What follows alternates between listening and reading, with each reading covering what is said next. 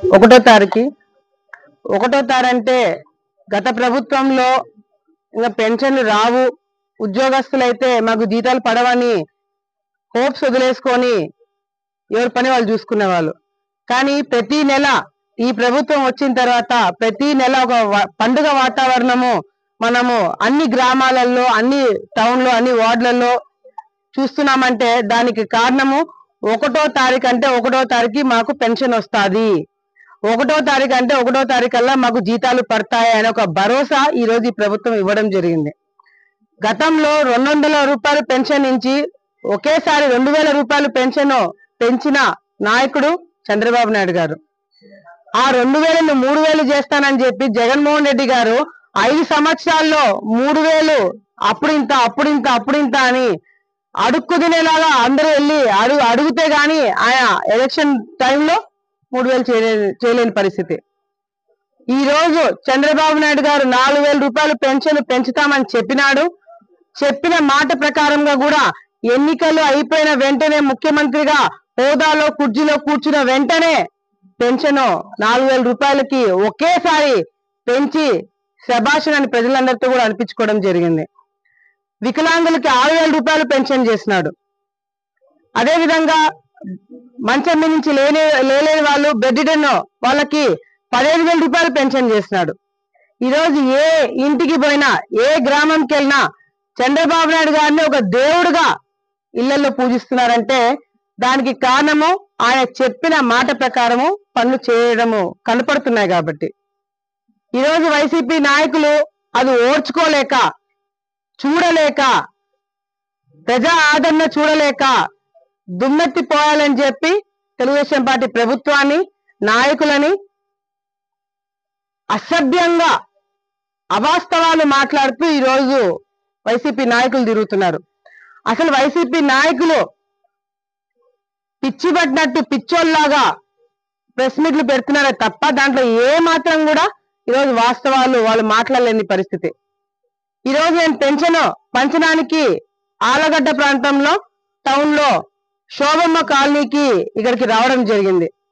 గత 5 సంవత్సరాలు కేవలం ఈ కాలనీకి మా అమ్మ పేరు ఉందని చెప్పి ఈ 5 సంవత్సరాలు ఇక్కడ ఒక్క రోడ్డు వేయలేకపోయినారు, ఒకరికి స్థలం ఇప్పలేకపోయినారు, ఏ ఒక చిన్న పని కూడా ఈ ఏరియాలో చేయలేకపోయినారు. కేవలం పేరుందని కాదు, కేవలము దోచుకోవడానికి అధికారంలో వచ్చినారని చెప్పి గత 5 సంవత్సరాలు వాళ్ళు నిరూపించినారు.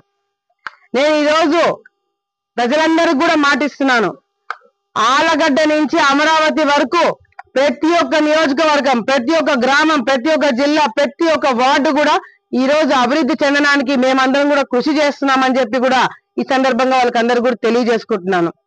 ఎందుకు అవాస్తవాలు మాట్లాడుతున్నాను ఇందాక అన్నానంటే, సూపర్ 6 ఏమీ చేయలేదు, సూపర్ 6 పథకాలు అట్లే గాలికి వదిలేసినారు, అసలు ఏ పని చేయట్లేదు తెలుగుదేశం పార్టీ వాళ్ళు, ప్రజా వ్యతిరేకత వస్తుందని చెప్పి మాట్లాడుతున్నారు.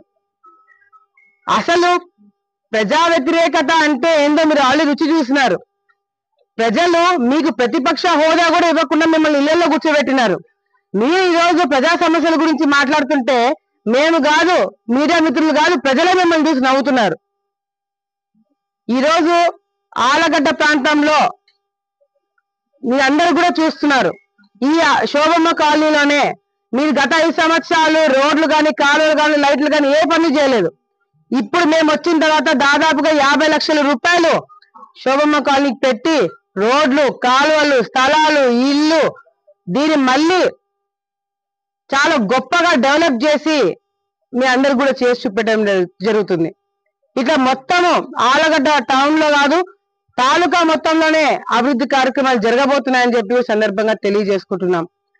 చంద్రబాబు నాయుడు గారు రాగానే పెన్షన్లు పెంచినారు, టైంకి జీతాలు ఇస్తున్నారు.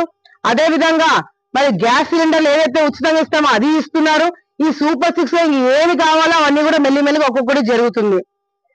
వచ్చి 6 నెలలు అవుతుంది, 6 నెలల్లోనే ఏమి గాల మీకు ఇంకొక 6 తరాలు ఇచ్చినా కూడా మీరు ఏం చేయలేని పరిస్థితి. సో మీరు తెలుగుదేశం పార్టీ పరిపాలన మీద, ఎన్డీఏ ప్రభుత్వం పైన మాట్లాడే అర్హత కూడా లేదని చెప్పి మరొకసారి తెలియజేసుకుంటూ వచ్చే రోజుల్లో బ్రహ్మాండంగా ఆలగడ్డను అభివృద్ధి చేయబోతున్నాము. సోలార్ ప్లాంట్ వచ్చింది, ఇంకా కొన్ని పరిశ్రమలు తీసుకురావడానికి మేమందరూ కృషి చేస్తున్నాము.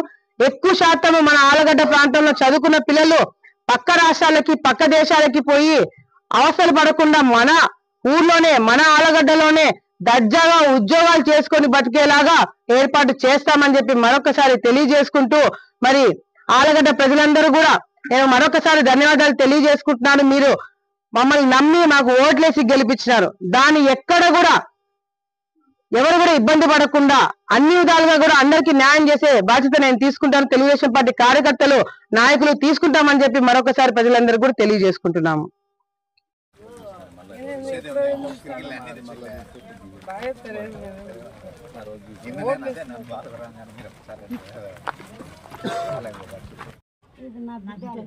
బిడ్డదా అప్పు తెచ్చుకొని చేసుకున్నారు. ఏమి బిల్లు ఎక్కడ ఉంటుంది వాళ్ళకు? గవర్నమెంట్ డబ్బులు కాదా, సొంతం వేసుకున్నారు అప్పు. మీరు పెట్టుకోండి, ఇల్లు 4 లక్షలు ప్రభుత్వం ఇస్తుంది, కట్టుకోండి. ఇప్పుడు కాగితాలు నేను మళ్ళా వస్తాను. అన్న వస్తాడు, తర్వాత వస్తారు. ఇచ్చేసి రోడ్లు కాలువలు చేపిస్తాను.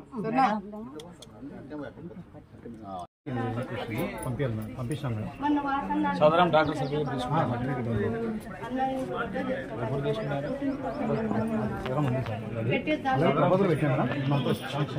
శాంక్షన్ వేయించండి.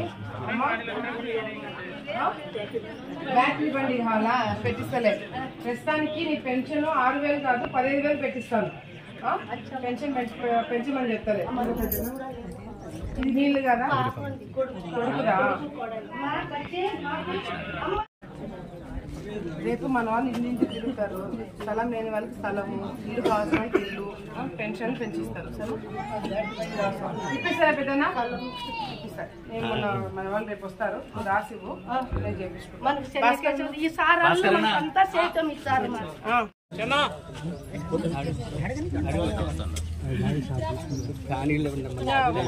ఎటు పోతున్నావు?